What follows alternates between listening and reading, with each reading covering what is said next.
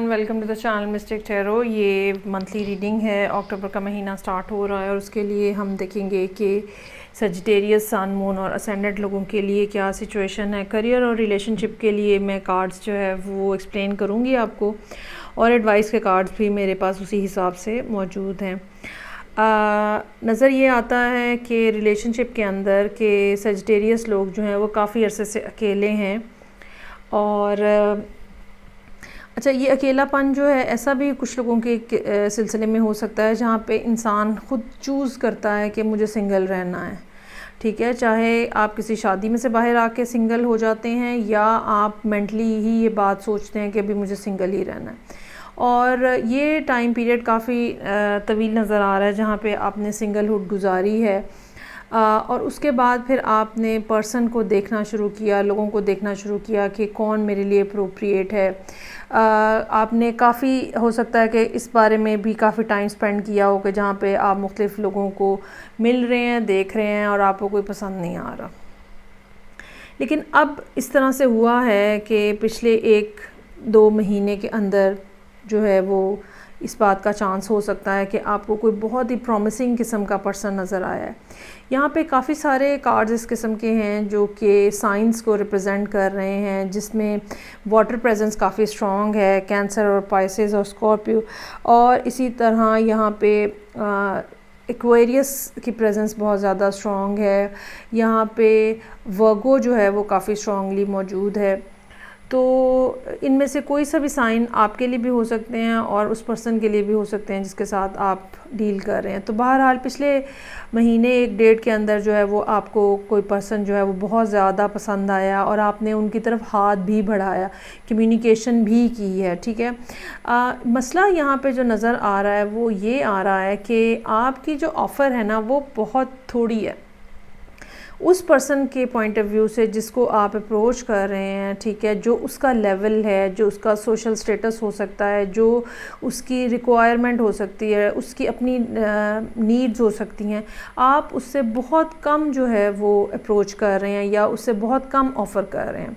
For example, अगर कोई person पहले से ही ऐसी बात के ऊपर डिटर्मिन्ड है कि मुझे रिलेशनशिप विदाउट मैरिज नहीं बनाने, तो आप जाके सिर्फ उन्हें दोस्ती की ऑफ़र कर रहे हैं, तो ऑब्वियसली वो आपकी बात जो है वो नहीं सुनेंगे। अब कुछ इसी किस्म की यहाँ पे ये एक तो एग्ज़ाम्पल मैंने दी है, लेकिन ये कुछ इसी किस्म की सूरत हाल यहाँ पे नज़र आ रही है और उसकी वजह से आप अपनी जगह पे काफ़ी ज़्यादा परेशान और स्टक नज़र आ रहे हैं, क्योंकि मोस्ट प्रॉब्ली आपको को बहुत अच्छा रिस्पॉन्स नहीं मिल रहा। चीज़ें उस तरह से आगे नहीं बढ़ रही जिस तरह से आप आगे बढ़ाना चाह रहे हैं।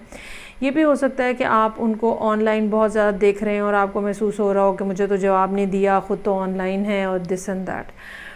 तो चीज़ें जो हैं वो आगे बढ़ती तो हैं या बढ़ेंगी तो सही, लेकिन कुछ ना कुछ सर्टन एरियाज़ हैं जिनको आपको ख़ुद देखने की, एड्रेस करने की ज़रूरत है।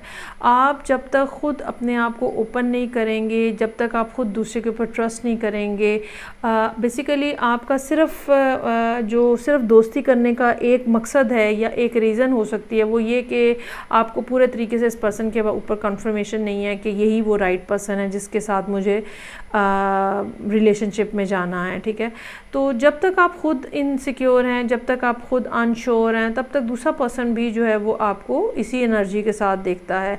ये पर्सन जिसको आप अप्रोच कर रहे हैं, क्वीन ऑफ पेंटिकल्स के कार्ड के अंडर आ रहा है। क्वीन ऑफ पेंटिकल्स जो है एक ऐसी पर्सनैलिटी है जिसने ज़िंदगी में बहुत कुछ देखा होता है। अगर आप कोई मेल सजिटेरियस हैं तो ये फ़ीमेल जो है ये कोई मदर हो सकती है जिसके बच्चे भी हों, मतलब कोई डिवोर्सी हो सकती है, कोई विडोअर हो सकती है जिसके कोई बच्चे भी हैं। और इस खातून ने ख़ास तौर पे अगर आप मेल हैं तो इस खातून ने काफ़ी सारा टाइम कुछ ऐसा देखा होगा जो बहुत डिफ़िकल्ट था, या ये कह लें कि इसने काफ़ी कुछ करके ज़िंदगी में एक ऐसे मुकाम पे पहुंची हैं जहाँ पे इनका एक सर्टन लेवल है। ठीक है, ये अपने लेवल से नीचे उतरना पसंद नहीं करेंगी, ये अपनी रिस्पॉन्सिबिलिटीज़ को छोड़ना पसंद नहीं करेंगी। ये अपने आप को, अपनी चीज़ों को, अपने लोगों को, अपने बच्चों को, अपने काम को प्रेफरेंस देने वालों में से हैं। ये खामखा में हर एक के साथ उठ के चल पड़ने वालों में से नहीं है। ये एक सीरियस कैंडिडेट हो सकता है एक सीरियस रिलेशनशिप के लिए। ये आपकी पेज ऑफ कप्स और पेज ऑफ सोर्ड्स में ये नहीं इंटरेस्टेड। तो आपको भी चाहिए कि आप अपने चेहरे पे से ये जो फसाड आपने बनाया हुआ है, अनसर्टेनिटी है, कन्फ्यूजन है, इसको आप उतारें और पूरे दिल से, पूरी ख्वाहिश से इनकी तरफ जो है वो बढ़ने की कोशिश करें। ये बात याद रखिएगा, ये आपको उस वक्त तक लिफ्ट नहीं करवाएंगे जब तक आप इनको मुतमईन नहीं करेंगे। ये उन लोगों में से नहीं हैं जो कि 2 दफ़ा आई लव यू सुन के तो राज़ी हो जाते हैं। आपको इनको बताना पड़ेगा, इनको बावर कराना पड़ेगा कि आप जो है वो इनके साथ फुली इंटरेस्टेड हैं और आप बड़े सीरियस हैं रिलेशनशिप बनाने में। तो ही शायद ये अगर मुतमईन हो जाएं तो ही शायद ये आपके साथ बात जो है वो आगे बढ़ाएं। अच्छा, अब हम आ जाते हैं करियर के हवाले से सजिटेरियस लोगों के लिए जो सिचुएशन है। करियर में भी मामलात आपके काफ़ी अच्छे चल रहे थे, लेकिन अब इस महीने में आके कुछ ना कुछ प्रॉब्लम इस किस्म की नज़र आ रही है जो कि डिस्टर्बेंस जिसकी वजह से है। हो सकता है कि ये प्रॉब्लम किसी पर्सन की वजह से हो जो वर्क प्लेस के ऊपर है। ये भी हो सकता है कि कोई पार्टनरशिप करने जा रहे हैं और वहाँ पे प्रॉब्लम है। ये भी पॉसिबिलिटी हो सकती है कि कोई नया प्रोजेक्ट करना है और उस प्रोजेक्ट के हवाले से कोई ना कोई डिफ़िकल्टी है, कुछ सर्टेन डिसीजंस लेने हैं, या ये कि कब स्टार्ट किया जाए, किस तरह से स्टार्ट किया जाए, किस पर्सन के साथ स्टार्ट किया जाए। कुछ ना कुछ इस किस्म के मामलात हैं जो कि मौजूद हैं और आप उनके बारे में डिसाइड नहीं कर पा रहे और सोचे हैं जो कि आपको मुसलसल घेरे हुए हैं। ये भी पॉसिबिलिटी हो सकती है कि जिन जिन लोगों ने काम के हवाले से आपको अप्रोच किया है, आपको उनका बिहेवियर को बहुत ज़्यादा मुनासिब नहीं लगा है और एक आप डिसअपॉइंटमेंट के फेज़ के अंदर हो सकते हैं इस महीने में, जहाँ पे आपको ये लग रहा है कि ये चीज़ें वैसी नहीं हैं जैसी आप चाह रहे हैं या जिस तरह से आप चलाना चाह रहे हैं। अच्छा, इसमें आपके लिए जो एडवाइस है वो यहाँ पे ईगल का कार्ड है, ठीक है।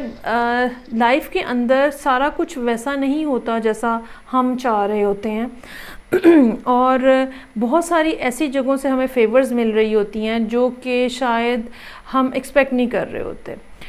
अगर आपको भी यूनिवर्स की तरफ से फेवर्स चाहिए हैं तो आपको अपने आप को ओपन करना पड़ेगा।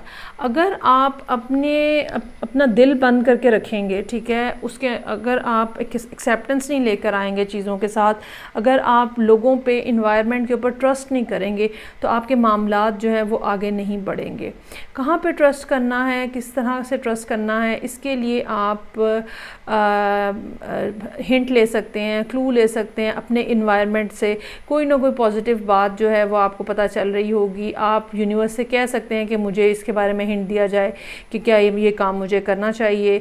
आप हिंट भी स्पेसिफिक कर सकते हैं, ठीक है, किसी ख़ास तरह का बादल, किसी ख़ास तरह का फूल, किसी ख़ास तरह की बटरफ्लाई। तो जब तक आप अपने आप को उस प्लेस के ऊपर नहीं लेकर आएंगे जहाँ पे आपकी अपनी हार्ट स्पेस ओपन हो, जहाँ पे यूनिवर्स के साथ आपकी कम्युनिकेशन जो है वो तमाम एलिमेंट्स के वाया हो रही हो, तब तक आप परेशान रहेंगे और तब तक आपको डर रहेगा कि मामलात जो हैं वो ख़राब हो जाएंगे।